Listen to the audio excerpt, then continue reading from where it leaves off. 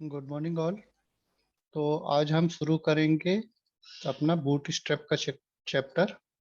कल हमने कुछ इंट्रोडक्शन देखे थे कि बूट स्ट्रैप में अपन क्या क्या कर सकते हैं। आज देखेंगे कि बूट स्ट्रैप को अपने पेज में कैसे इंपोर्ट करेंगे और उसकी क्लासेस को अपने पेज में कैसे यूज करेंगे। ठीक है ना। तो अपन जैसे ही W3 स्कूल में जाएंगे ना, बूट स्ट्रैप ऊपर मेनू में क्लिक करेंगे तो अपने को 3 वर्जन दिखाएगा जो कि अभी करंटली चल रहे हैं। ठीक है ना। तो अपन लेटेस्ट अभी छोड़ देते हैं और सबसे पुराना वाला छोड़ देते हैं। जो अपना बूट स्ट्रैप का वर्जन 4 है उसकी क्लासेस देखेंगे। ठीक है ना।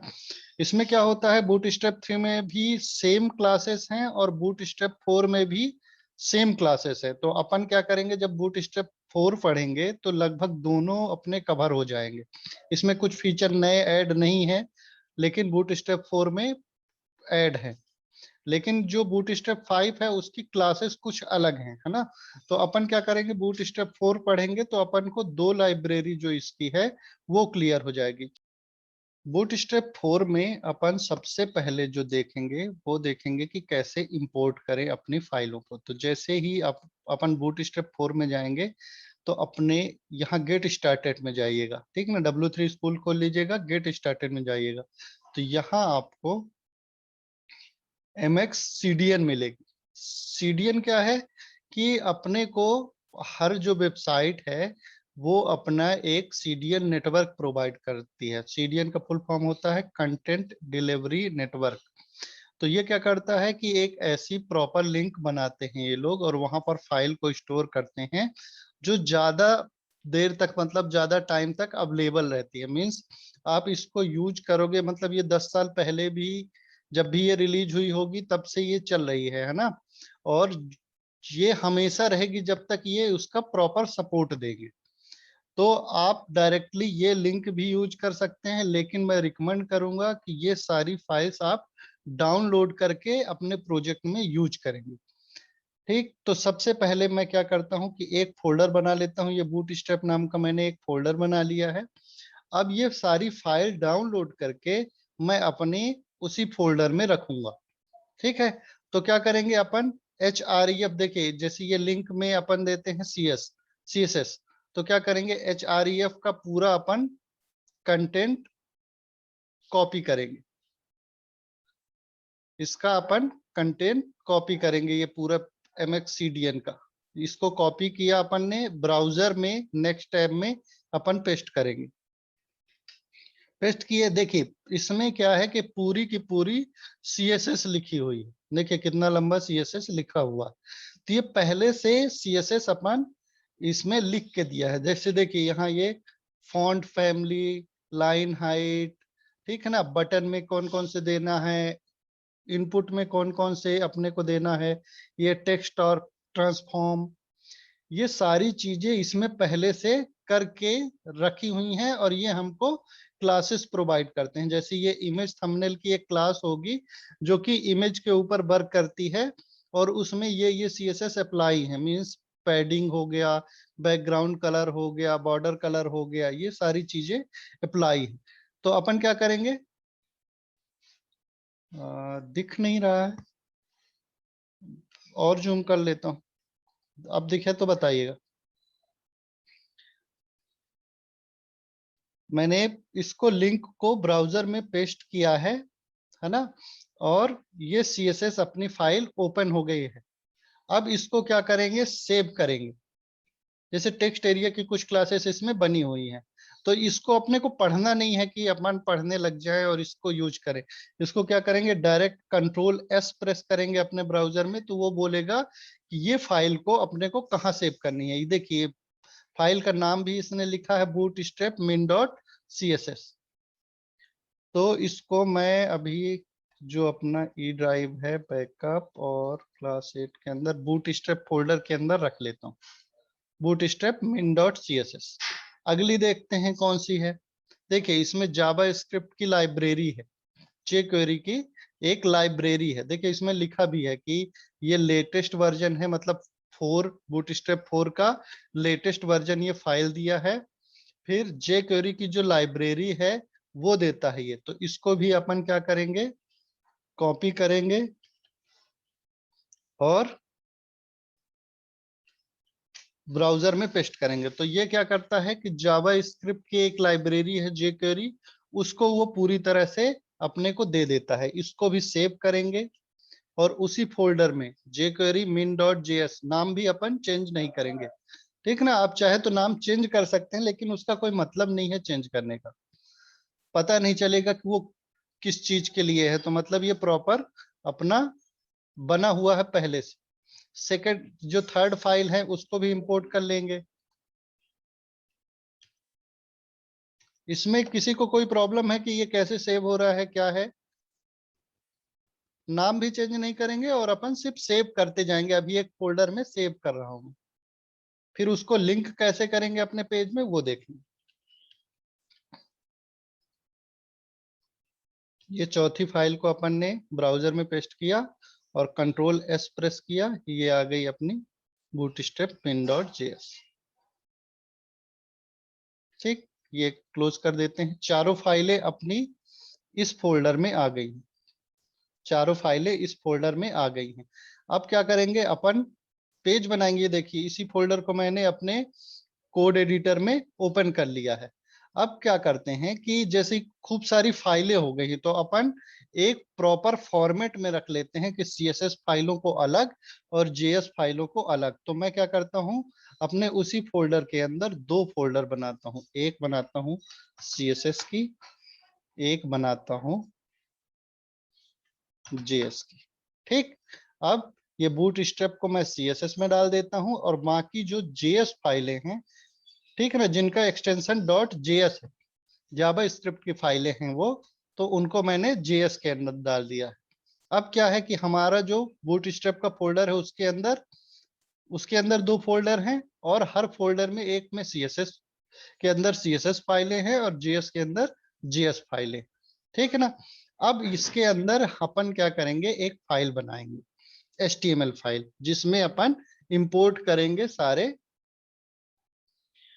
जो भी अपने ये फाइलें अपन ने डाउनलोड की, ठीक ना। तो फाइल का नाम ले लेता हूं, आप कुछ भी ले सकते हैं, index.html फाइल। ठीक, अब इसको ओपन कर लेते हैं अपने ब्राउजर में। index.html को ओपन विथ गूगल क्रोम, ठीक है, ओपन विथ गूगल क्रोम अपन ने खोल लिया है उसको। अब इन फाइलों को लिंक करते हैं। तो सबसे पहले अपन लिंक करेंगे किसको, सीएसएस फाइल को। तो यहाँ पहले अपना एचटीएमएल का जो भी बेसिक अपन स्ट्रक्चर बनाते हैं वो बना लेंगे। टाइटल में लिख लेंगे आज बूटस्ट्रैप की फर्स्ट क्लास है, कल इंट्रोडक्शन हो गया था, आज अपन प्रैक्टिकल करके देखेंगे इसको। ये फर्स्ट क्लास हो गई। अब सीएसएस फाइल को कैसे लिंक करते हैं आपको पता ही होगा। यहाँ लिखेंगे अपन, ये टाइटल के ऊपर लिख लेता हूँ, आप नीचे भी लिख सकते हैं, कोई उससे प्रॉब्लम नहीं है।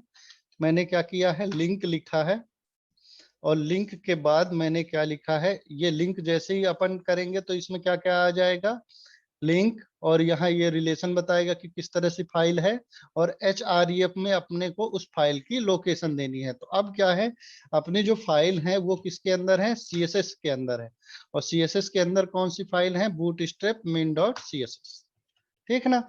ये हो गई अपनी सीएसएस फाइल लिंक। अब है ये जेएस फाइलों को कैसे लिंक करेंगे, तो ये ध्यान से देखिएगा क्योंकि ये नया जो टैग है आपको थोड़ा सा मतलब समझने में प्रॉब्लम होगी, क्योंकि ये नया है ना, पहली बार अपन यूज कर रहे हैं। तो इसके लिए टैग जो यूज होता है वो होता है स्क्रिप्ट, ठीक। अब स्क्रिप्ट टैग को बंद करने की भी जरूरत पड़ती है। स्क्रिप्ट टैग ओपन होगा और स्क्रिप्ट टैग बंद होगा, और स्क्रिप्ट टैग में ही एक अपन एट्रीब्यूट ऐड करेंगे src। src में अपन क्या करते हैं, लोकेशन देते हैं। लोकेशन किसकी, फाइल की लोकेशन। तो सबसे पहले अपन देंगे किसको, jQuery वाली फाइल को लोकेशन। सीक्वेंस याद रखिएगा, सबसे पहले अपन क्या करेंगे, सीएसएस फाइल को, फिर उसके बाद क्या करेंगे, jQuery वाली फाइल को अपन इंपोर्ट करेंगे।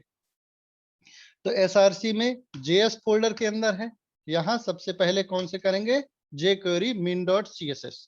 अब देखिए इसमें अपन ने रिलेशन दिया था, तो इसमें कंपलसरी नहीं है कि आप रिलेशन दो ही, ठीक है ना, सिर्फ इसमें एसआरसी यूज होता है।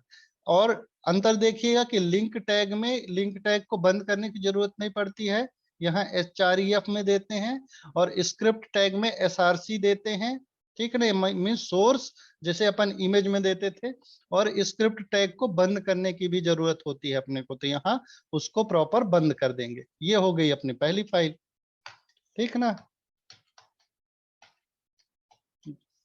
फिर लिखेंगे स्क्रिप्ट, ठीक ना, यहाँ गए एसआरसी और जेएस फाइल है अपनी, सॉरी जेएस फोल्डर है, उसके अंदर सेकंड अपन proper dot main dot JS ये वाली फाइल को इंपोर्ट करेंगे। ये प्रॉपर मीन डॉट जेएस ये भी फाइल क्या है, एक लाइब्रेरी है जो अपने को कुछ एक्स्ट्रा फीचर प्रोवाइड करेगी अपन जब बूटस्ट्रैप का यूज करेंगे, ठीक है ना।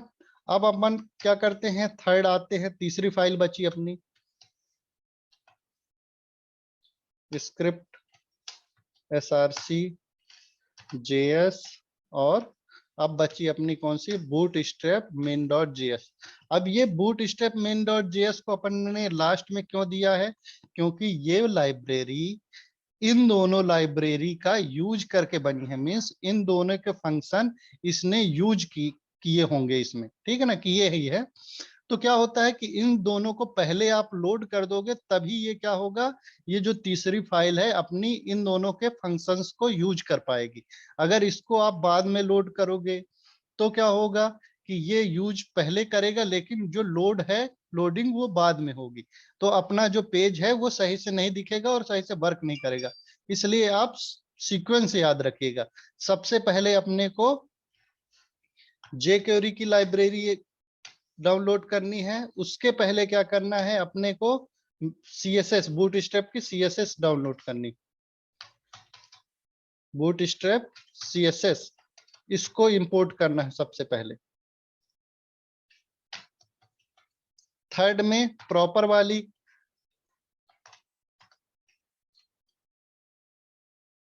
PROPPER सॉरी पॉपर की JS लाइब्रेरी अपने को इंपोर्ट करनी है थर्ड में, ये कमेंट में दे रहा हूं, है ना। फिर चौथे में अपने को बूटस्ट्रैप की JS करनी है।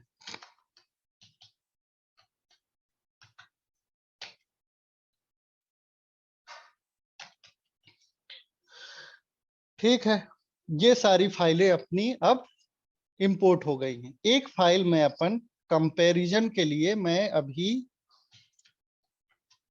.html क्या क्या मतलब फर्क पड़ता है दोनों फाइलों में अपन ये देखेंगे, है ना। तो एक मैंने फाइल बनाई है कि अगर बूटस्ट्रैप का अपन यूज नहीं करेंगे तो अपनी फाइल कैसे दिखेगी, और जब बूटस्ट्रैप का यूज करेंगे तो अपनी फाइलें कैसी दिखेंगे वो देखेंगे अपन, क्योंकि टेक्स्ट में भी थोड़ा सा फर्क आएगा। तो इसमें मैंने क्या किया है कि कोई फाइल इंपोर्ट नहीं की है, ये याद रखिएगा कि इसमें मैंने कोई फाइल इंपोर्ट नहीं की है, और index.html में मैंने बूटस्ट्रैप की जो भी रिक्वायर्ड फाइलें थी तीनों इंपोर्ट कर दी हैं इसी सीक्वेंस में जो जिसमें अपने को करना, ठीक है। फिर आते हैं अपन बॉडी में, इस पेज को भी ओपन कर लेते हैं जो अपन ने कंपेयर करने के लिए एक HTML पेज बनाया है, ठीक है। ये index.html अभी इन दोनों में कोई अपन ने कंटेंट नहीं दिया है, तो index.html में अपन ने भी कोई कंटेंट नहीं दिया है, इसमें भी कोई कंटेंट नहीं है। चलिए अब यूज करते हैं। तो सबसे पहले index.html में मैं क्या करता हूं, एक h1 टैग लेता हूं, ठीक, h1 टैग। तो दिस इज h1 टैग, ठीक। सेम कंटेंट मैं जिसमें मैंने कोई भी इंपोर्ट नहीं किया है लाइब्रेरी को वो अपन यूज करेंगे, देखेंगे दोनों में फर्क क्या है। तो सबसे पहले बूटस्ट्रैप को ओपन करेंगे, यहाँ लिखा है दिस इज h1 टैग, ये जिसमें अपन ने इंपोर्ट नहीं किया है सॉरी, जिसमें अपन ने इंपोर्ट नहीं किया है उसमें देखेंगे। तो ये देखिए, ये बूट स्ट्रैप वाला अपना डॉक्यूमेंट है और ये नॉर्मल वाला अपना डॉक्यूमेंट है। आपको फर्क समझ में आ रहा होगा। देखिए इसका फॉन्ट स्टाइल भी चेंज है, इसका फॉन्ट देखिए, इसमें जो मार्जिन जो है H1 की इसमें पहले से इम्प्लीमेंटेड रहती है वो है, इसमें उसने रिमूव कर दिया है और थोड़ा थोड़ा डिसेंट लुक में अपने को सारे टेक्स्ट यहाँ दिख रहे हैं। ठीक है ना। तो इस तरह भी अपन चेक कर लेंगे कि अपना जो जो बूट स्ट्रैप अपन ने इंपोर्ट किया है वो चल रहा है कि नहीं चल रहा है। ठीक है ना। सेम H1 टैग दिया है मैंने इसमें भी और इसमें भी। तो इसमें बूट स्ट्रैप की लाइब्रेरी लगी है, तो क्या होता है कि उसने बाय डिफॉल्ट जो टैग आते हैं उनकी जो डिफॉल्ट प्रॉपर्टी रहती है उसको भी इसने ओवरराइट करके चेंज किया है। तो इसमें H1 टैग लेंगे तो वो थोड़ा अलग दिखेगा और इसमें थोड़ा अलग दिखेगा। ये हो गई बात। अब अपन जो पहली चीज देखेंगे, ये तो हो गया कंपैरिजन। तो कंपैरिजन वाली फाइल को मैं डिलीट कर देता हूं, अपना कोई इसका मतलब नहीं है ना। सिर्फ मैं दिखाना चाहता था कि अपना जो लाइब्रेरी इंपोर्ट होती है तो क्या क्या चेंज होता। ठीक है। तो सबसे पहले जो अपन देखेंगे वो होता है बूट स्ट्रैप का grid system. Actually boot strap का यूज सबसे ज्यादा यूज क्यों करते हैं, अपने को पेज को रिस्पॉन्सिव बनाने में, कि हर डिवाइस में वो अपना जो पेज है वो सही से दिखे। ठीक है ना। सबसे पहले होम में गए अपन, देखिए उसमें बूट स्ट्रैप का एग्जाम्पल भी उसने दिया है कि अपन सेम कोड लिखे हैं। तो ये लैपटॉप की स्क्रीन है, ये टेबलेट की है और ये मोबाइल की स्क्रीन है। सेम स्क्रीन है और सेम कोड सब में लिखे हैं, लेकिन लुक में देखिए फर्क क्या है। इसमें देखिए कॉलम में गैप है, ये जो अपना डेस्कटॉप वाली स्क्रीन है उसमें देखिए कितना गैप है। कॉलम, ये जो नीचे कॉलम बने हुए हैं अपने 1 2 3, इनमें गैप है। जब अपन टैबलेट में देखेंगे थोड़ा गैप कम हो जाता है और वो प्रॉपर अरेंज होता है। फिर मोबाइल डिवाइस में क्या होते हैं, सारे कॉलम एक के नीचे एक आ जाते हैं, क्योंकि इतना स्पेस नहीं बचता है मोबाइल में, है ना। उसमें अगर एक के बाद एक कॉलम आएगा तो अपने को पढ़ने में दिक्कत होगी, तो कंटेंट अपना सही से नहीं दिखेगा। और ऐसे ही देखिए जो ऊपर की हेडिंग बनी है my first Bootstrap page, वो भी क्या है अपना सही नहीं दिखेगा। तो चलिए अपन इसी को शुरू करते हैं, अपन बनाना इस तरह से कैसे आएगा। तो इसमें सबसे पहले जो ये ऊपर यूज किया गया है वो है अपना जंबोट्रॉन। बूट स्ट्रैप का जंबोट्रॉन यूज किया गया है। ठीक है ना। तो एग्जांपल देख लेते हैं अपन। तो इसमें क्या है, इसको यूज करना है तो सबसे पहले अपन क्या करेंगे, उस पर्टिकुलर आइटम में अपन क्लिक करेंगे और यहाँ देखिए अपने को ट्राई योर सेल्फ का ऑप्शन दिया, ट्राई योर सेल्फ का ऑप्शन दिया है, तो इसको ओपन कर लेंगे। अब यहाँ देखेंगे कि कैसा हमारा पेज दिख रहा है। हालांकि आप क्या करते हैं, यहाँ से भी कॉपी कर सकते हैं। तो हमने क्या किया है, इस जंबोट्रॉन को यहाँ कॉपी किया है और जस्ट अपने पेज में इंपोर्ट कर लेते। अपना पेज कौन सा है, ये वाला। ठीक है ना। पूरा का पूरा अपन ने कोड कॉपी किया है। यहाँ टेक्स्ट क्या आपने को लिखना है, my first Bootstrap page. ठीक है ना। तो यहाँ लिख देते हैं my first Bootstrap page. ठीक।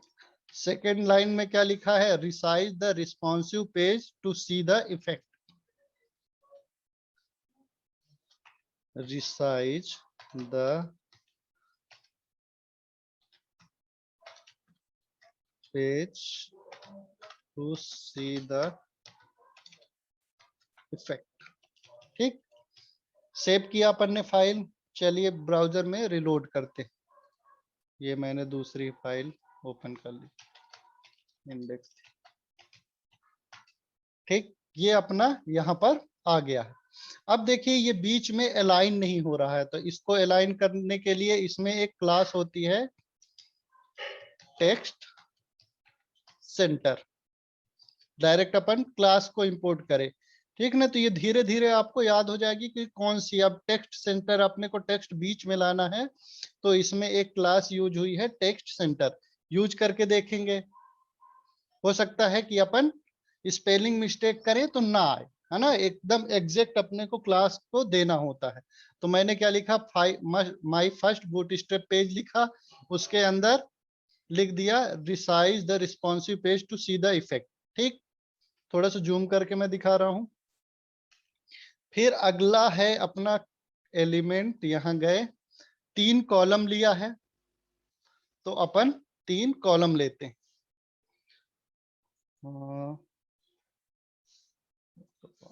3 कॉलम लेते हैं, तो 3 कॉलम के लिए पहले यहाँ इसमें लेना पड़ता है, एक रो क्लास होती है, ठीक ना। अपने को 3 कॉलम लेना है और तीनों एक ही रो में है। देखिए ये जो तीनों कॉलम है ये एक ही रो में है, तो सबसे पहले अपन क्या लेंगे, रो लेंगे। सबसे पहले अपन एक क्लास लेंगे, उसका क्लास का नाम रो डालेंगे और इसमें 3 कॉलम लेंगे। तो एक लिया डिव मैंने ये, और 3 डिव है उसके अंदर, 3 पार्ट में डिवाइड है। ठीक, तो इसमें 3 पार्ट में डिवाइड है, तो इसमें करता क्या है, पूरे पेज को वो 12 पार्ट में मानता है। मींस वो अपने पेज को 12 पार्ट में डिवाइड कर देता है। जो भी अपना पेज दिख रहा है वो 12 पार्ट में डिवाइड कर देता है। कैसे, जैसे मान लीजिए एक MS पेंट में गया, ये अपना पूरा पेज, तो बूटस्ट्रैप क्या करता है कि हर पेज को वो 12 पार्ट में डिवाइड कर देता है। जैसे एक किया ये, दूसरा ये, सेम मतलब 12 इक्वल पार्ट में ये डिवाइड कर देता है इस तरह से। अब कोई एलिमेंट अपने को इन 3 कॉलम में लेना है, ठीक ना, ऐसे ही 12 पार्ट में वो डिवाइड करेगा। अब कोई एलिमेंट अपने को 3 पार्ट में लेना है, मीन्स पहले कॉलम, दूसरे कॉलम और तीसरे कॉलम तक अपने को आना चाहिए। ऐसे ही 12 पार्ट में अपना डिवाइड रहता है, इक्वल पार्ट में। अब देखिए इसमें 3 कॉलम है, तो 3 कॉलम है, तो हर जो कॉलम है वो कितने कॉलम को कंटेन किया रहेगा, टोटल 12 होते हैं, ठीक है ना। कैलकुलेटर खोल लेते हैं, हालांकि सिंपल कैलकुलेशन है। टोटल 12 होते हैं, अपने को 3 पार्ट में डिवाइड करना है, सॉरी 12 होते हैं डिवाइडेड बाय 3 कॉलम में डिवाइड करना है। तो हर जो कॉलम होगा अपना पर कॉलम वो कितने कॉलम को कंटेन करके रखेगा, 4 कॉलम को अपना वो डिवाइड करके रखेगा। तो यहाँ जो क्लास देंगे वो क्या होगा, कॉल, क्लास का नाम पहले लिखेंगे, क्लास एट्रीब्यूट कॉल MD4। अब कॉल MD4 मैंने क्यों लिखा है ये अपन समझेंगे थोड़ी देर से। अभी सिर्फ एग्जांपल एक देख लेते हैं तो आपको थोड़ा इंटरेस्ट आएगा। तीनों को मैंने सेम क्लास दे दी है। अब पहला जो अपना है उसके अंदर क्या कंटेंट लिखा है वो देखते हैं। पहले में कॉलम 1 लिखा है और ये हेडिंग में दिया हुआ है, शायद हेडिंग 2 है ये, ठीक है ना। तो यहाँ लिखेंगे H2। ठीक, उसके नीचे अपन अपना पैराग्राफ है, कितने पैराग्राफ हैं, 2 पैराग्राफ हैं। पैराग्राफ 1 इसमें लॉरेम ऐसे ही डमी टेक्स्ट लिखा है। ठीक, सेकंड जो पैराग्राफ था उसमें भी डमी टेक्स्ट लिखा हुआ है। ऐसे ही तीनों पैराग्राफ में अपना डमी टेक्स्ट लिखा है, लेकिन सिर्फ कॉलम का नाम सब में लिखा है। ये कॉलम 1 हो गया, तो यहां लिख देते हैं कॉलम 1। ठीक है, सेम कंटेंट है तो कॉपी कर देते हैं तीनों जगह।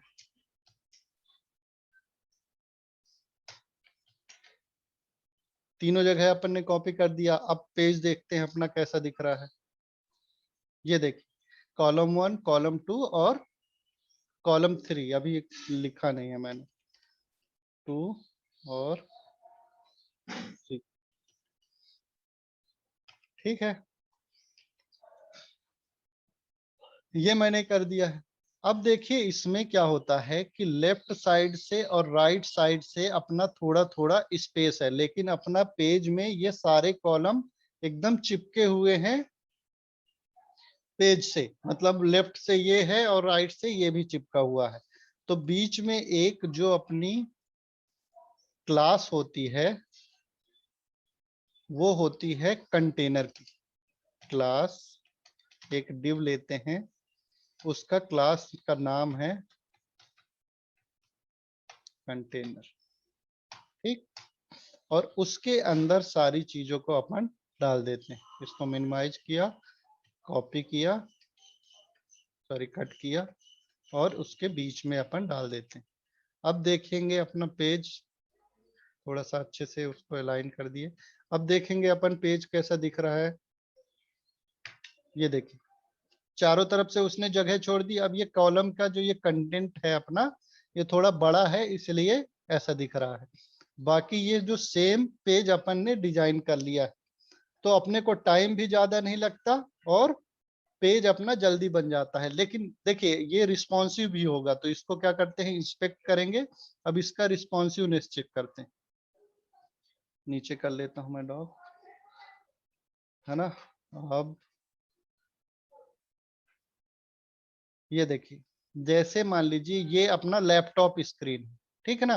तो लैपटॉप की स्क्रीन में ये ऐसा दिख रहा है। फिर अपन एक टेबलेट में जाते हैं, आईपैड प्रो टेबलेट है, तो ये टेबलेट की स्क्रीन में अपना ऐसा पेज दिखेगा। फिर मोबाइल में जाते हैं तो यहाँ गैलेक्सी मोटो G4 कर लेते हैं, ठीक। तो ये मोबाइल डिवाइस है, तो मोबाइल में अपना पेज इस तरह दिखेगा, सारे कॉलम अपने एक के नीचे एक आ जाएंगे। तो जो टेक्स्ट है वो भी हम आसानी से पढ़ सकते हैं हर डिवाइस में, ठीक। ये आईपैड में भी अपन क्या कर सकते हैं, टेक्स्ट को अच्छे से पढ़ सकते हैं, क्योंकि जो आईफोन जो आईपैड रहता है वो बड़ा रहता है। तो ये आईपैड में अपन इस तरह से देखेंगे, सारे अपने कंटेंट अच्छे से विजिबल हो रहे हैं। मोबाइल में भी अपना सारा कंटेंट अच्छे से विजिबल होगा, ठीक है। तो ये एग्जांपल, इस तरह से अपन वेबसाइट को जल्दी बना सकते हैं और अपनी जो वेबसाइट रहेगी वो रिस्पॉन्सिव भी रहेगी। इसका मतलब हर उसमें अच्छे से वर्क करेगी, हर डिवाइस में अच्छे से वर्क करेगी। अब देखिए सेम एग्जांपल क्या है कि यहाँ पर दिया हुआ भी है। सेम ये कोड अपन कॉपी करके और यहाँ पेस्ट भी करेंगे। अपन बॉडी लिए, ठीक, और बॉडी के अंदर सेम अपना कंटेंट, ये मैंने पुराना वाला डिलीट किया और इसको कर दिया पेस्ट, ठीक। देखिएगा सेम कंटेंट आ गया, थोड़ा सा इसमें टेक्स्ट जो है वो कम है। तो इसमें उसने क्या यूज किया था, अंदर H3 यूज किया था, मैंने H2 यूज कर लिया है ना। तो ये जो अपने सारे कॉलम हैं ये सही से आ रहे हैं। अब देखिए इसकी जैसे ही विड्थ अपन कम करेंगे तो ये क्या करते हैं, ये कॉलम का रूप ले लेता है। ये जो नीचे अपन ने कॉलम लिखा है वो रो में आ जाता है, एक के नीचे एक आ जाते हैं। तो अपना पेज जो है वो सही से भी दिखता है, ठीक है ना। तो अपन अब समझेंगे कि कौन सी क्लास किस चीज के लिए यूज होती है, और अपन उसको जब इम्प्लीमेंट करेंगे तो अपना जो कंटेंट है वो कैसे दिखेगा। हाँ, इनके फॉन्ट बैकग्राउंड चेंज कर सकते हैं, आप कुछ भी कर सकते हैं इसमें। मींस जैसे अपन ने क्या किया है, मैंने आपको बताया था कि जो CSS होती है वो टॉप टू बॉटम वर्क करती है। तो सबसे पहले अपन बूट स्टेप को कि जो CSS को लोड करा दिया। अब क्या करना है, अपने को अपनी कस्टम भी देनी है कि थोड़ा सा जो, अब देखिए जैसे इसमें बैकग्राउंड वगैरह ये कुछ चेंज नहीं करता है ना, ये बैकग्राउंड वगैरह कुछ चेंज नहीं करता है। तो वो भी, उसके लिए भी अपन क्या कर सकते हैं, CSS अपनी खुद की इंपोर्ट कर सकते हैं। तो अपन क्या करेंगे, एक फाइल बनाएंगे अपनी कस्टम CSS, इस फोल्डर के अंदर, CSS फोल्डर के अंदर। अब देखिए धीरे धीरे अपन ये भी सीखेंगे कि जो फाइलें हैं वो कैसे अपन फोल्डर के अंदर रखेंगे, है ना। कोई भी फाइल कहीं भी रख देने से अच्छा है ये प्रॉपर अपना फोल्डर में अलाइन रहे, क्योंकि अपना जैसे प्रोजेक्ट बढ़ता जाता है ना तो उसमें बहुत सारी फाइलें आती जाती हैं। तो कौन सी फाइल किस फोल्डर में रखनी है वो भी अपन धीरे धीरे सीखते जाएंगे, तो आदत बनी रहेगी अपनी। तो मैंने क्या किया, एक स्टाइल, कोई भी नाम रख सकते हैं आप, .css फाइल अपन ने यहाँ इंपोर्ट करी, सॉरी बनाई है अभी, और इसको अपन क्या करते हैं, सबसे नीचे ये तीनों चारों फाइल हो गई अपनी, सबसे नीचे अपन इंपोर्ट करते हैं लिंक, और सीएसएस के अंदर अपनी style.css फाइल है, इसको अपन ने इंपोर्ट कर लिया। ठीक है ना। अब क्या करते हैं, इसमें बॉडी का बैकग्राउंड कलर चेंज करते हैं और कुछ ब्लू कर लेते हैं। ब्लू करना वैसे सही नहीं है, येलो कर लेते हैं। ठीक, तो ओवरराइड भी अपन कर सकते हैं। तो देखिए बॉडी का मैंने कलर चेंज कर लिया है येलो में। अब इसका ये जो जंबोट्रॉन रहता है, तो जंबोट्रॉन में ये क्या करता है, पहले से कलर दे के रखता है। तो अपने को अगर कलर चेंज करना है तो देख लीजिए कि किस क्लास में अपना कलर चेंज, देखिए जंबोट्रॉन में उसने कलर दे के रखा है। तो अगर अपने को कलर इसका ओवरराइड करना है तो अपन क्या करेंगे, इस जंबोट्रॉन को सेलेक्ट करेंगे और यहाँ क्लास में अपन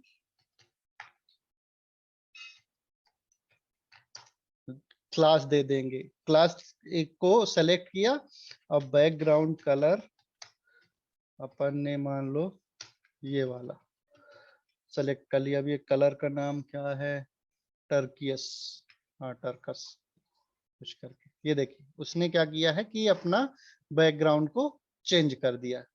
ठीक है ना, ये भी अपन कर सकते हैं। लेकिन एक आपको बता देता हूं ड्रॉबैक इसमें क्या है, कि आपको अगर कोई क्लास मतलब आपको ओवरराइड करनी ही है तो क्या करेंगे कि इन क्लासेस को आप यूज नहीं करेंगे, यहाँ ओवरराइड नहीं करेंगे, ये अच्छी प्रैक्टिस नहीं होती है। क्योंकि ये क्या होगा कि जहां जहां आपको हो सकता है कि आपको कोई डिफॉल्ट प्रॉपर्टी भी कहीं यूज करनी हो, है ना, तो अपन करने क्या करेंगे कि एक इसमें अपना नई क्लास ऐड कर देंगे। ठीक है ना, तो नई क्लास क्या ऐड करेंगे कि कस्टम, कुछ भी अपन नाम लिख दिए जो बूटस्ट्रैप यूज नहीं करता है। अब कौन सा यूज नहीं करता है ये आपको धीरे धीरे समझ में आ जाएगा। तो अपन क्या करते हैं, कस्टम नाम लिख दिया जंबोट्रॉन, और अपन बैकग्राउंड यहाँ चेंज करेंगे। तो इस तरह से मैंने इसको क्लास दे दी, ये क्लास दे दी है। मैं समझ पा रहा हूँ कि ये क्यों यूज करी है। सीएसएस में अपन प्रॉपर इसको कमेंट करेंगे कि ये हमने क्यों यूज करी है। तो यहाँ लिखेंगे कस्टम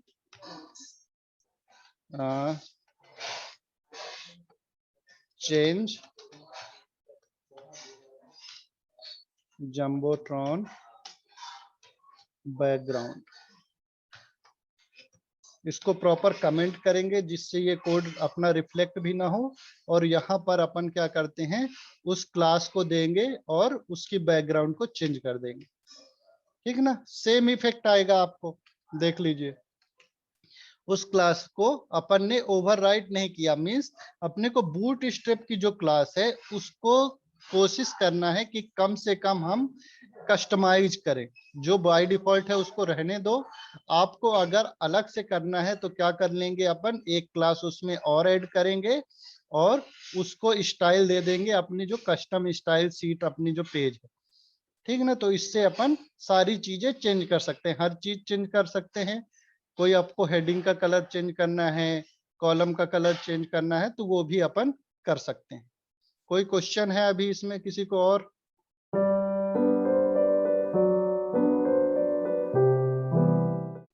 चलिए आगे देखते हैं ग्रिड सिस्टम। अपन बूटस्ट्रैप में ग्रिड सिस्टम कैसे काम करता है। तो उसके लिए क्या करता हूं, मैं एक पेज बना लेता हूं। index.html तो है ही अपना, एक अलग से पेज बना लेता हूं, grid.html। ठीक है ना, इसमें क्या करता हूँ, HTML का तो अपना ब्लॉक पूरा है ही, ये सेम फाइल है तो अपन इंपोर्ट कर लेते हैं जो ये अपनी फाइलें हैं बूटस्ट्रैप की। ठीक है, और ये करा इंपोर्ट, सिर्फ कॉपी पेस्ट किया है मैंने, जैसे उसमें इंपोर्ट किया था सेम वैसे ही इंपोर्ट करेंगे। एक अपन कस्टम फाइल भी बना लेते हैं इसकी। तो CSS फोल्डर के अंदर जाता हूँ मैं, CSS फोल्डर के अंदर गए, यहाँ grid.css। ठीक, और ये grid.css को भी अपन इंपोर्ट कर लेते हैं। लिंक लिखे CSS फोल्डर के अंदर grid.css फाइल है, इसको अपन साइड बाय साइड खोल लेते हैं तो ये एक साथ दिख जाएंगे। ठीक, ये डॉक्यूमेंट है अपना बना, इसको इसमें समझेंगे अपन ग्रिड सिस्टम। ठीक है, ग्रिड सिस्टम के लिए मैं क्या करता हूं कि अभी जो बॉडी का बैकग्राउंड कलर है वो थोड़ा सा ये टोमेटो कलर या फिर अपन अपना जो ये वेबसाइट है फ्लैट यूआई कलर, वहां से एक कलर पिक कर लेते हैं, थोड़ा अच्छा दिखेगा। तो अपन क्या करते हैं, ये वाला कलर मैं पिक कर लेता हूँ बैकग्राउंड के लिए।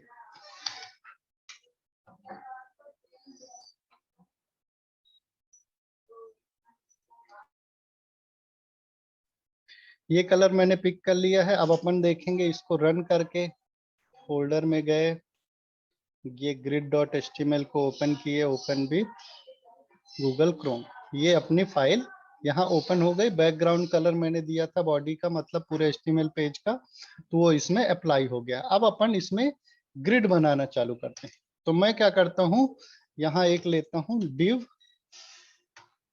और उससे पहले अपन देख लेते हैं कि ग्रिड सिस्टम बूटस्ट्रैप में वर्क कैसे करता है। देखिए इसमें क्या होता है कि वो टोटल कितने पार्ट में डिवाइड कर देता है, 12 कॉलम में। यहाँ लिखा भी है कि Bootstrap grid system is built with flexbox. Flexbox का अपन यूज किया था CSS जब पढ़ रहे थे। And allow up to 12 column across the page. वो क्या करता है, पूरे पेज को 12 कॉलम में डिवाइड कर देता है। ठीक है ना। अब उन 12 कॉलम का यूज करके हम नया ग्रिड बना सकते हैं। मीन्स इन 4 कॉलम का यूज करके मैंने क्या बनाया है, एक नया कॉलम जो बना है वो कितने कॉलम को कंसिस्ट किया है, 4 कॉलम को। ऐसे ही ये अपन अगर 3 पार्ट में डिवाइड, अब 12 पार्ट में यहाँ डिवाइड है, अपने को अगर 3 पार्ट में डिवाइड करना है तो 4-4 के कॉलम में अपन ले लेंगे। ऐसे ही अपने को एक पार्ट अगर 4 के कॉलम में डिवाइड करना है, एक को 8 में रखना है, तो क्या करेंगे कि एक जो कॉलम की विड्थ होगी वो क्या होगी, 4 कॉलम की जितनी विड्थ के बराबर ले लेगा, और बाकी जो स्पेस बचेगा वो क्या होगा, अपना 8 कॉलम के बराबर होगा। फिर अपने को 2 भागों में डिवाइड करना है तो क्या करेंगे, उसको 6-6 के कॉलम में डिवाइड कर लेंगे, और एक सिंगल रखना है तो वो भी अपन कर सकते हैं। अब देखिए ग्रिड की क्लासेस कौन कौन सी होती हैं, ये अपन देख लेते हैं। फिर जैसे इसमें क्या लिखा है कि ग्रिड की क्लासेस में एक है कॉल, ऊपर कॉल है, फिर कॉल SM है, कॉल MD, कॉल LG और कॉल XL। ठीक है ना। बूटस्ट्रैप 3 में ये एक्सेल वाली क्लास नहीं थी, अब इसमें एक्सेल वाली भी क्लास अपनी ऐड हो गई है। तो ये देखेंगे कि ये यूज क्यों होता है, इसमें साफ साफ लिखा है कि जब अपन कॉल और उसके बाद कितने कॉलम को मिला के बनाना है, 4 को, तो यहाँ लिख देंगे 4 कॉल 4 डॉट कॉल 4। तो ये क्या होगा, ये क्लास है। जहां डॉट आपको लिखा रहे तो वो समझेंगे कि ये क्लास है ना, CSS में क्लास दी हुई है।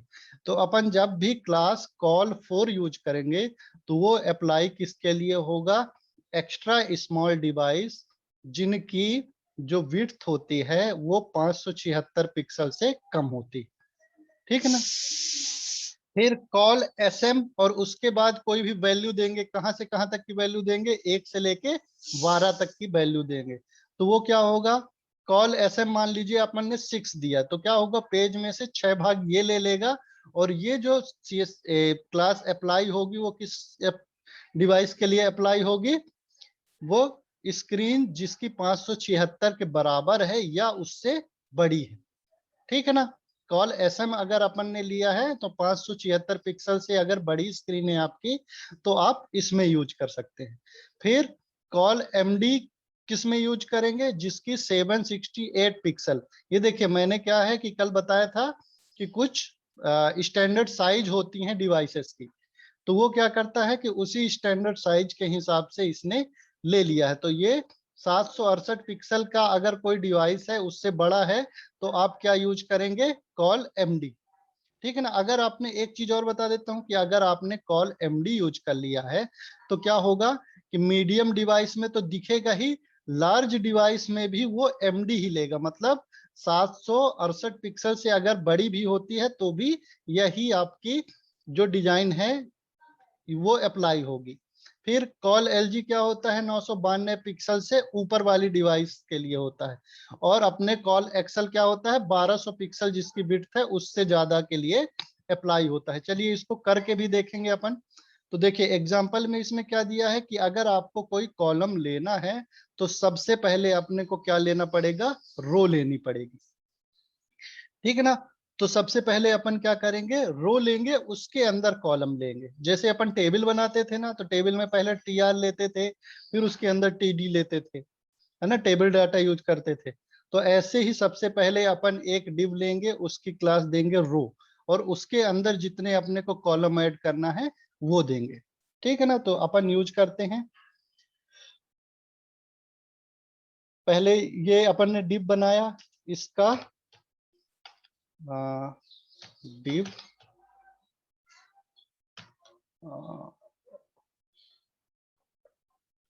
इसकी क्लास दे देंगे रो। ठीक है। अब इसके अंदर अपन क्या है, डिव बनाएंगे, और इसको एक अपन कस्टम क्लास भी दे देते हैं पेरेंट। ठीक, एक लिया डिव मैंने, इसको मैंने, हमको कितनी भागों में डिवाइड करना है, मान लीजिए स्क्रीन को अपने को अभी दो दो भागों में डिवाइड करना है, मींस टोटल 6 भागों में डिवाइड करना है। मींस पेज को, ये जो अपना ग्रिड सिस्टम में पेज है, इसको अगर 6 पार्ट में डिवाइड करना है तो हर पार्ट की चौड़ाई कितनी होगी, दो, कितने कॉलम में डिवाइड होगा, 2 कॉलम में। तो यहां लिखेंगे क्लास कॉल, अभी सबसे ऊपर वाला समझ लेते हैं अपन, ठीक है ना, ये कॉल वाला मींस स्मॉल डिवाइसेस के लिए। ठीक है ना। तो कॉल 2, ठीक है ना, 6 पार्टों में डिवाइड होगा। तो कितने डिव होंगे इसमें, 1 2 3 4 5 और 6, 6 पार्ट में अपने को डिवाइड करना है, तो इसमें 6 ले लिए। अब क्या होता है कि अगर मैं इस पेज को अभी रिफ्रेश करके देखूंगा तो अपने को कुछ दिखेगा नहीं, क्योंकि इन डिव, जो डिव है इसकी, या अपन ने, ये डिव क्या होते हैं कि ब्लॉक एलिमेंट होते हैं, लेकिन अपन ने बैकग्राउंड वगैरह इसका कुछ नहीं दिया है, तो वो अपने को दिखेगा नहीं।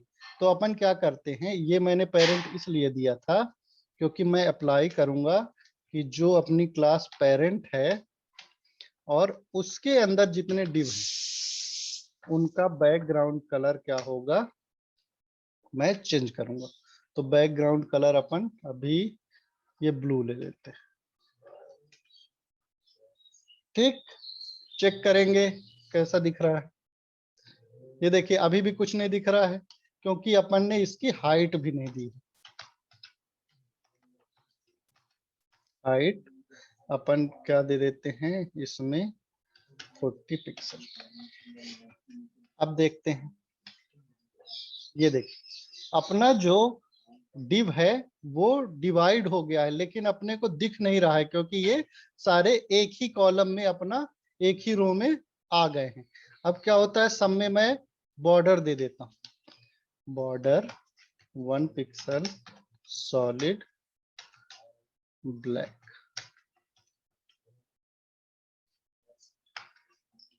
देखिएगा, ठीक।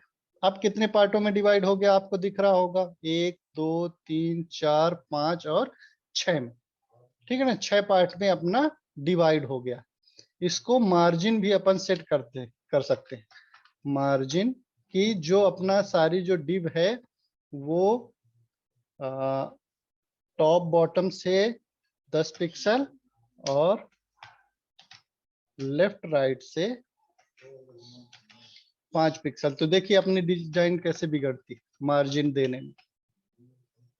ये देखिए ये नीचे आ गया ना, क्योंकि इसको स्पेस चाहिए होता है, इसको स्पेस चाहिए होगा, तो ये क्या होता है कि उसमें वो डिवाइड कर लेता है उसमें स्पेस।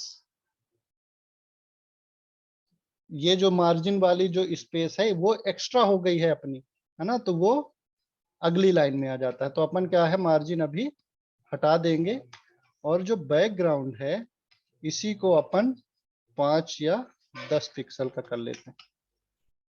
ठीक, 10 पिक्सल का किए और जो अपना बैकग्राउंड कलर है उसी में अपन क्या कर देते हैं, मार्जिन दे देते हैं, तो अपने को पता नहीं चलेगा। ठीक, ये देखिए अपने जो डिव हैं वो कितने पार्ट में डिवाइड हो गए हैं, 6 पार्ट में। अब एक मैं क्या लेता हूं, ग्रिड सिस्टम। अब ये देखिएगा कॉल टू लिया है, तो क्या होगा कि अपन अगर इसको छोटा करेंगे, रिस्पॉन्सिवनेस चेक करते हैं अपन तो ये क्या होता है कि अगर छोटी डिवाइस है, मींस मोबाइल में भी अपना इसी तरह दिखेगा। देखो आईफोन एक्स ये मोबाइल है, 28% इसकी 100% कर देते हैं। तो ये क्या होता है, मोबाइल डिवाइस में भी ये क्या होगा, इसी तरह से यहाँ शो होगा, 6 पार्ट में ही डिवाइड करेगा। और उससे बड़ी कितनी भी डिवाइस होगी वो हमेशा 6 पार्ट में डिवाइड रहेगा। लेकिन अगर इसी को अपन क्या कर देते हैं, कॉल एमडी, सॉरी एमडी नहीं, अगला जो अपनी क्लास है वो कौन सी है, एसएम, स्मॉल डिवाइसेस के लिए। एसएम, एसएम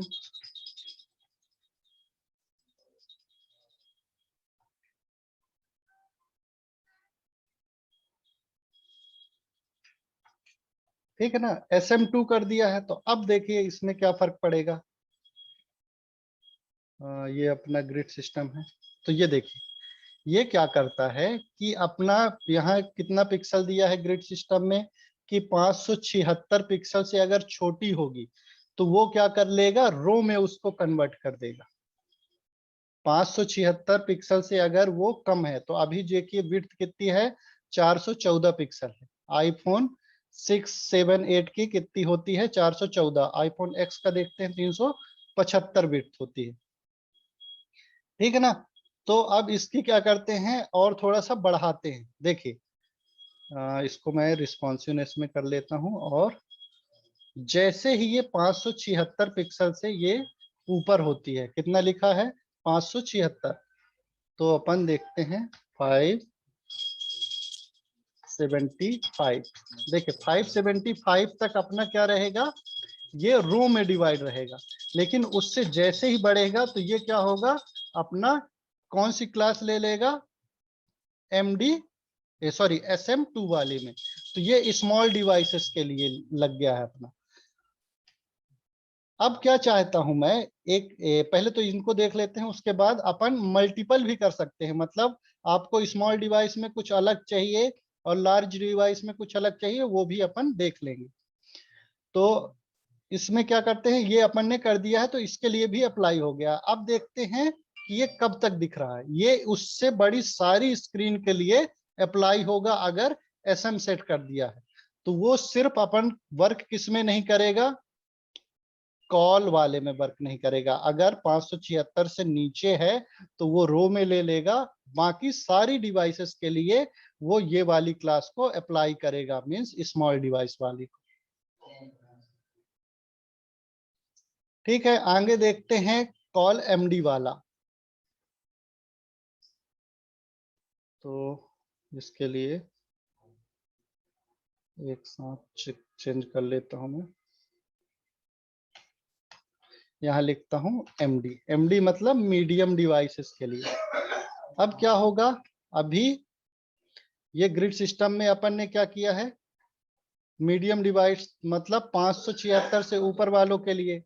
अब मैं क्या करता हूं, पेज को रिफ्रेश करता हूं तो देखिए अब क्या होगा, जब मीडियम डिवाइस आएगा तब ये क्या करेगा, उसको 6 पार्ट में डिवाइड करेगा। ये देखिए मीडियम डिवाइस में 6 पार्ट में डिवाइड किया। ये कितना पिक्सल से होता है, 7, 6, 8 पिक्सल से। ठीक ना, इससे अगर 1 पिक्सल भी कम रहेगा तो वो रो ले लेगा, बाकी ये कॉलम में डिवाइड रहेगा। तो इस तरह से अपन उसको यूज कर सकते हैं। फिर अगला है अपनी क्लास है, अगली क्लास है लार्ज डिवाइस के लिए, जो कि 992 पिक्सल के लिए यूज होगी। तो ये LG यूज कर लेते हैं अपन। कॉपी कर लिया।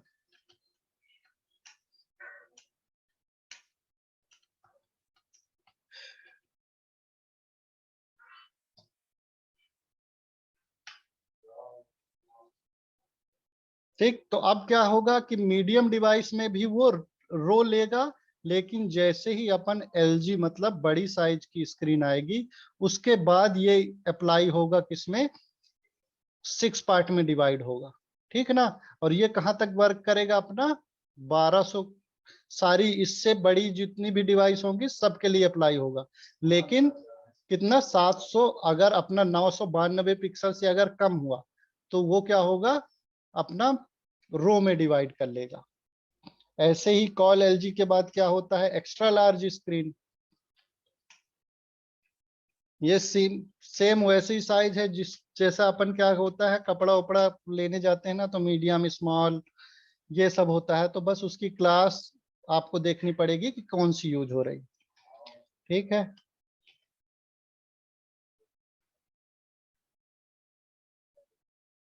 क्लास देखेंगे कि कौन सी यूज हो रही है। एक्सेल में अपन 2 दे देते हैं। चलिए, अब क्या होगा, अभी तो इसी में अप्लाई हो रहा है।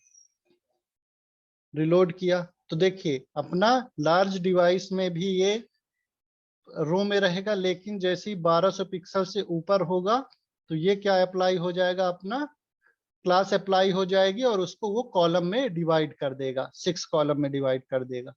ठीक ना। तो अब देखिए मेरा जो विड्थ है वो अभी मीडियम डिवाइस है।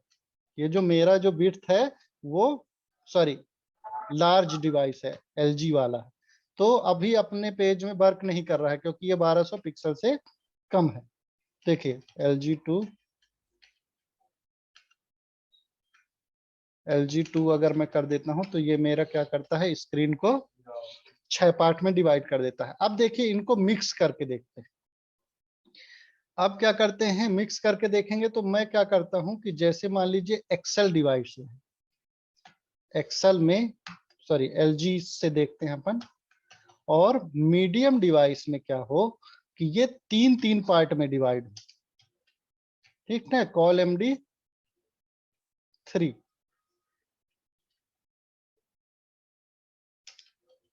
MD, LG से छोटा क्या रहता है, MD। इसको कॉपी कर लेते हैं, दोनों को मिक्स करते हैं।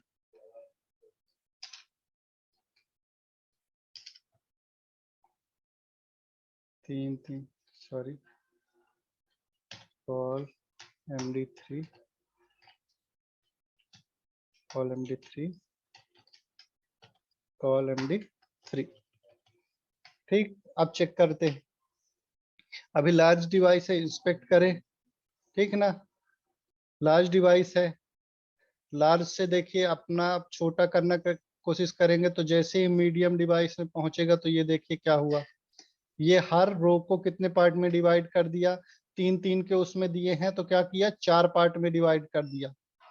ठीक है ना, ये 4 पार्ट में, इससे बड़ा रहेगा तो 6 पार्ट में डिवाइड है, उससे छोटा होगा तो 4 पार्ट में डिवाइड कर दिया है। ठीक ना। अब और लेते हैं, उससे छोटी अगर स्क्रीन आती है तो कॉल MD की जगह क्या होगा, SM, और वो 4 पार्ट में अपन डिवाइड करेंगे।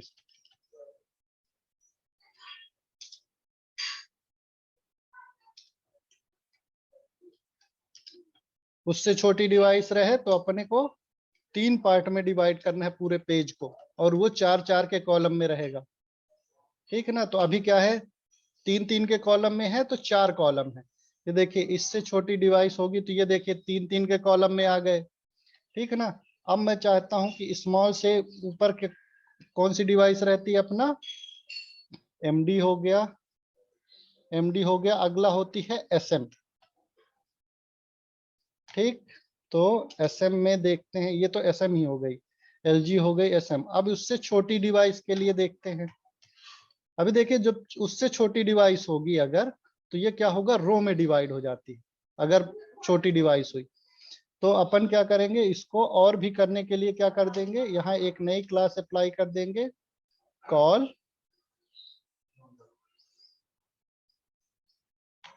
6। तो क्या होगा, 2 पार्ट में डिवाइड होगा अगर उससे छोटी डिवाइस होगी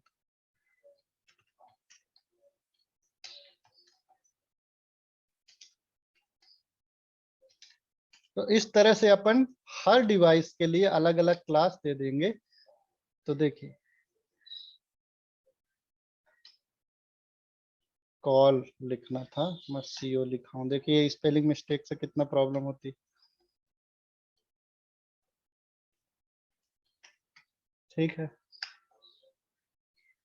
ये देखिए 2 पार्ट में डिवाइड हुआ। अब कितनी भी छोटी डिवाइस होगी वो 2 पार्ट में डिवाइड होगा, लेकिन उससे बढ़ता जाएगा। तो देखिए अभी क्या हुआ, 3 पार्ट में डिवाइड हुआ, अब 4 पार्ट में डिवाइड हुआ, अब 6 पार्ट में डिवाइड हुआ।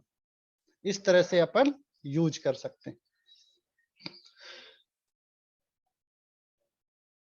अब देखिए एक चीज और कर सकते हैं कि जैसे ये 2 पार्ट में डिवाइड होने वाला है ना, तो इसको अपन इस तरह भी कर सकते हैं कि जो पहला वाला हो वो कॉल MD4 हो और सेकंड वाला हो वो 8 हो।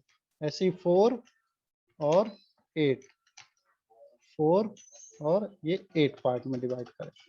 अब देखिए, ये देखिए पहला वाला जो कॉलम है वो छोटा है और सेकंड वाला जो है वो बड़ा है। तो इस तरह से भी अपन उसको अप्लाई कर सकते हैं। बराबर बराबर नहीं करना है आपको, बड़ा छोटा कॉलम चाहिए तो वो भी अपन अप्लाई कर सकते हैं। ये समझ में आ गया क्या सबको? Any question? ग्रिड सिस्टम सबसे ज्यादा इसी का यूज होता है ना। ये अपना बूट स्ट्रैप में सबसे ज्यादा जो यूज होगा ये ग्रिड सिस्टम ही यूज होगा। तो ये अपन प्रैक्टिस करेंगे ग्रिड सिस्टम को, कितने कॉलम में अपने को डिवाइड करना है वो दे के देखेंगे कि ये कॉल एसएम क्या होगा कि स्मॉल डिवाइसेस के लिए लग जाएगा। रो क्लास में div के प्लेस पे स्पैन यूज कर सकते हैं, नहीं कर सकते हैं स्पैन का यूज, क्योंकि स्पैन क्या होती है, अपना इनलाइन एलिमेंट होती है। अपने को अगर पूरा विड्थ कैप्चर करना है तो क्या होगा, अपने को कोई ऐसा ब्लॉक एलिमेंट लेना पड़ेगा। ठीक है ना, तो डिव की जगह स्पैन अपन यूज नहीं करेंगे, आगे देखेंगे स्पैन कहाँ कहाँ यूज करेंगे।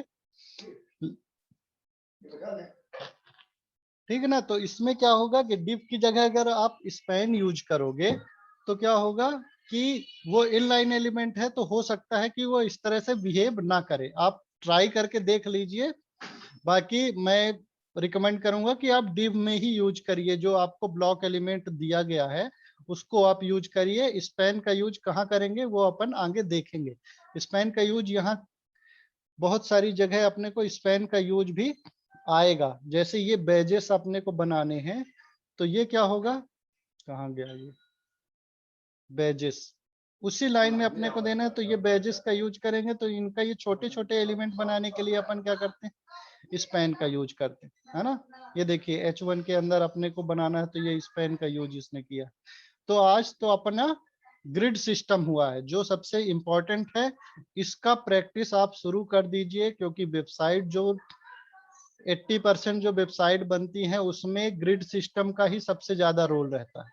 आपकी जो वेबसाइट है वो हर डिवाइस में अलग अलग कैसे दिखेगी, कहाँ कहाँ उसमें चेंजेस होंगे, वो ग्रिड सिस्टम के ऊपर डिपेंड करता है। तो ये ग्रिड सिस्टम आप आज अच्छे से प्रैक्टिस करेंगे